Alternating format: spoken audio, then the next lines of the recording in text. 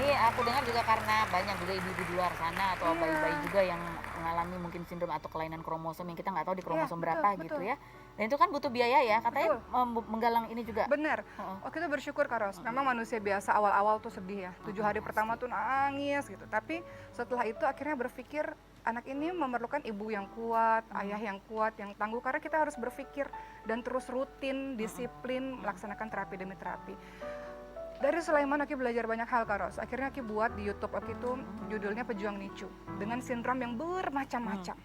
Kenapa? Pertama, memberikan kesadaran pada masyarakat bahwa kelainan genetik itu ada di sekitar kita. Dan jangan dibully. Jangan dibully. Banyak, amit-amit dan segala macam, jangan. Ya Allah anugerahi anak itu, anak hebat Masya Allah dengan orang tuanya yang hebat, yang belum tentu teman-teman kalau dikasih itu teman-teman sanggup gitu.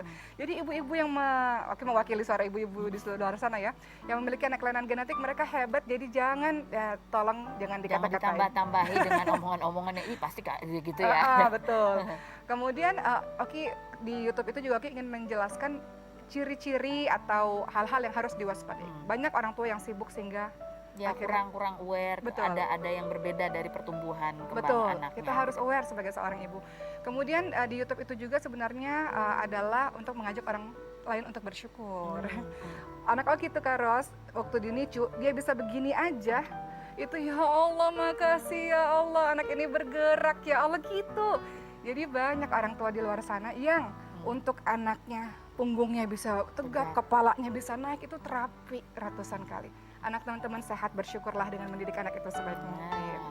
Banyak hal yang kelihatannya simpel tapi sebenarnya itu wah terus Betul. disyukuri dengan luar biasa. Dan kita galang donasi Kak Ros. Galang donasi juga Biayanya bisa mahal. bisa nanti untuk informasi datang ke YouTube-nya Ustazah Ya. Oki ya. Nah juga ini kan kemarin dioperasi. Nah ini operasi Betul. apa sih sebetulnya kemarin itu? Memang ada satu tahapan yang harus dilalui. Tapi Oki merasa itu journey ya, perjalanan yang seru, dimana orang bertanya, Ki, gimana sih rasanya? Ya jalanin aja. Di dalam perjalanan itu ada sabar, ada husnuzon pada Allah, ada berserah, ada optimis. Insya Allah lah. Ya karena kelihatannya kalau kan di video ini ya diabadikan juga Ya, tuh ada fotonya, alhamdulillah. ada videonya. Kita ngeliat, mukanya Ustazah Oki tetap gitu. Alhamdulillah. Padahal kan sebagai ibu kita paham lah di sini tuh kayak lagi ada berkecamuk Tapi macam-macam gitu ya. baik-baik aja Kak Ros. Baik-baik aja. Alhamdulillah. Apa itu yang ada gimana cara mengelolanya? Jadi gini, sindrom Prader-Willi itu Kak Ros, dia istilahnya lupa kenyang. Artinya dia tidak mengenal rasa kenyang.